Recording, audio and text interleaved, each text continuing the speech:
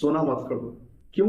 जब सोना खरीदते हैं तो सोना खरीदने के लिए हमें डॉलर की जरूरत होती है। जो डॉलर पहले 85 रुपए में मिलता था, अब हमें 95 रुपए में मिल रहा है। बांग्लादेश को अक्सर हम छोटा देश समझते हैं, लेकिन आज बांग्लादेश इंडिया से कपड़ा के एक्सपोर्ट में आगे निकल चुका है।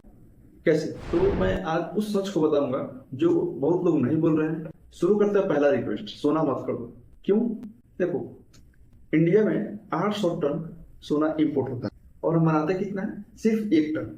मतलब 800 टन के सामने सिर्फ 1 टन सोना इंडिया बना होता है। अब इंटरेस्टिंग पॉइंट ये है कि हम जब सोना खरीदते हैं तो सोना खरीदने के लिए हमें डॉलर की जरूरत होती है। हम डॉलर में पे करते हैं। वहीं डॉलर को खरीदने के लिए हमें रुपया देना पड़ता है। जो डॉलर पहले 85 रुपए में मिलता था, अब हमें 95 रुपए में मिल रहा है।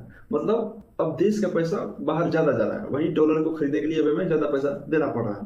चलो थोड़ा और आसान भाषा समझते हैं, आखिर रुपया क्यों गिर रहा है? किसी भी देश का करेंसी 2 चीजों पर डिपेंड करता है।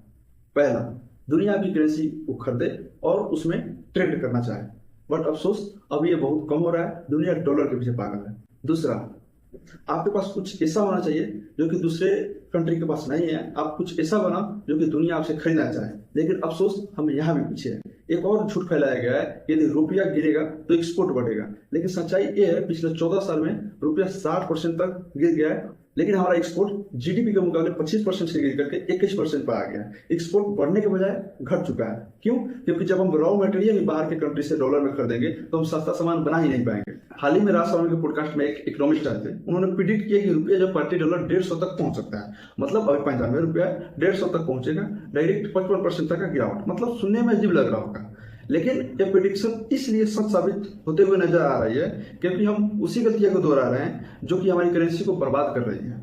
हम सिर्फ यूज करते हैं, हम मैन्युफैक्चरिंग नहीं, और जब तक ये नहीं बदलेगा तब तक रुपया गिरता रहेगा। एक छोटा सा एग्जांपल से समझते हैं।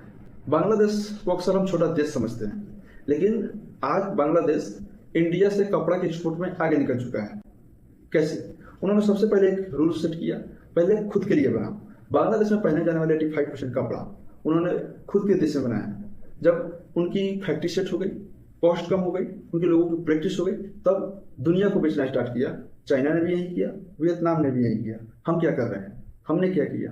ये आपका भी सवाल है और मेरा भी सवाल है।